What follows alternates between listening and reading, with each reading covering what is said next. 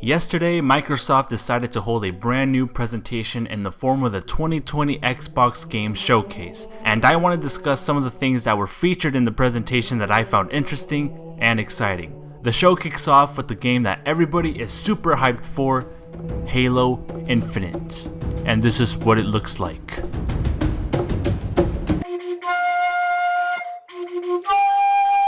Betrayal. We finally got our first look at actual real gameplay, and yup, it's Halo. I'll be honest, I think the Halo games are fine, my favorite being Halo 1, and the way this game begins really reminds me of that.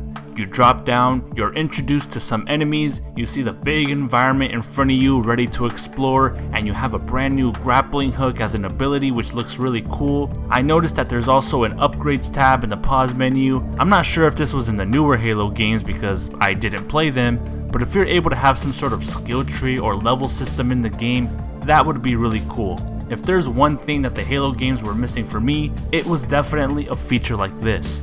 I was hoping they would have shown a little bit more of the map, but hey, this looks good. This though, I don't know. After Halo, we saw the homie Chris Lee and he's like, yeah, that was dope, wasn't it? Here's State of Decay 3.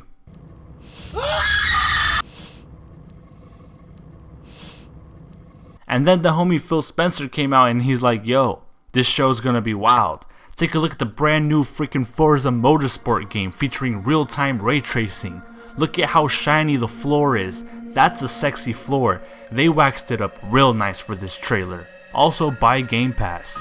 We want money. So the new FORZA game looks pretty good for the 10 seconds that they showed. I've actually been really interested in the FORZA Motorsport series, especially after playing an unhealthy amount of Forza Horizon 4. Look at this car. You can't tell me that the 2004 911 GT3 Kizuna Eye edition is not sick as hell.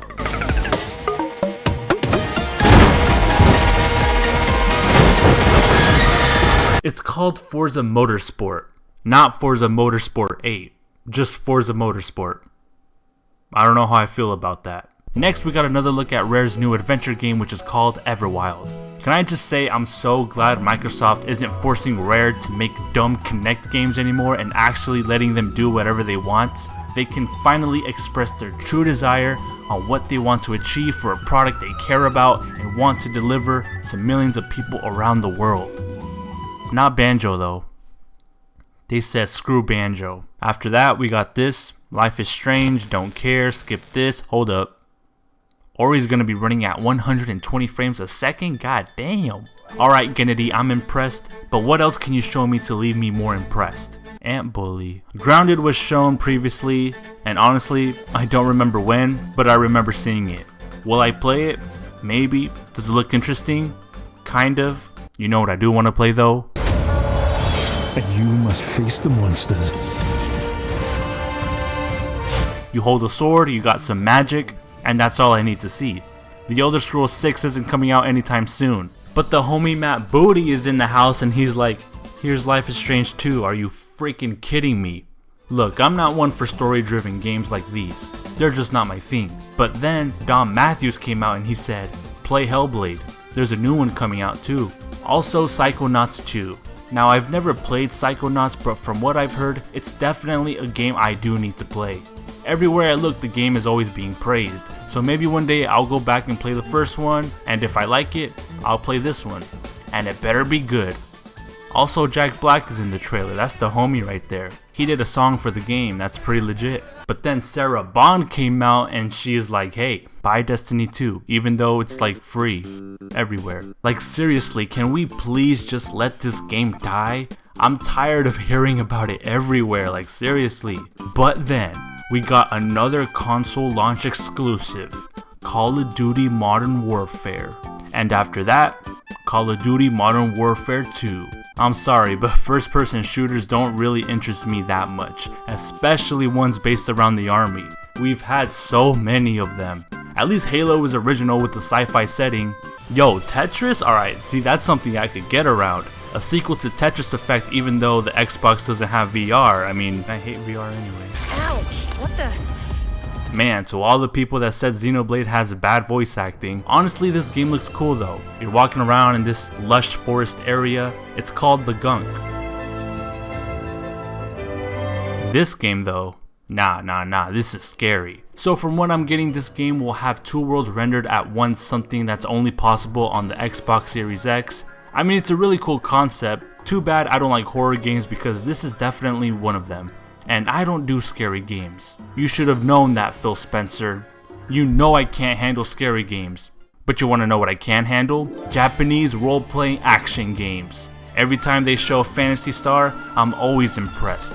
Beautiful open world, the enemies, the combat looks sick, the character design, what the heck are you wearing, that looks crazy and cool at the same time. And then I get to the part where it says online, and then I'm like, dang it, I ain't got no Xbox Live. What the heck, Matt Booty? This game looks really good though. They're adding in a whole new expansion, and I'm really glad that they brought it back. Microsoft, out of all the companies, it could have been Sony, it could have been Nintendo, but no, Microsoft bringing back Phantasy Star Online. That's really weird. And after we got that, we got Call of Duty Modern Warfare 3. Ah, man, these army games. But finally, after all of that, Matt Booty came out and said, guys, we've reached the climax. We're nearing the end, and we have one more thing to show you. It's a new Fable game. I've never played a Fable game, but looking at this shot right here, it looks pretty. Maybe I'll go back and play the series, but overall, I think the presentation was really good. I honestly don't know why it got so many dislikes. Like, what were people expecting? Microsoft fumbled when all they showed was cinematic trailers the last time. But for this showcase, they delivered with gameplay. I feel like a cinematic trailer is okay if you're revealing a game for the first time, so I'll give games like Fable a pass. But overall, everything they showed was pretty good. Y'all are just ungrateful. Wait, hold up. The best lineup of next generation games? Don't they know what they're going up against? Don't they know Spider-Man Miles Morales is on the PlayStation 5? Okay, see, now I know why all the dislikes are here.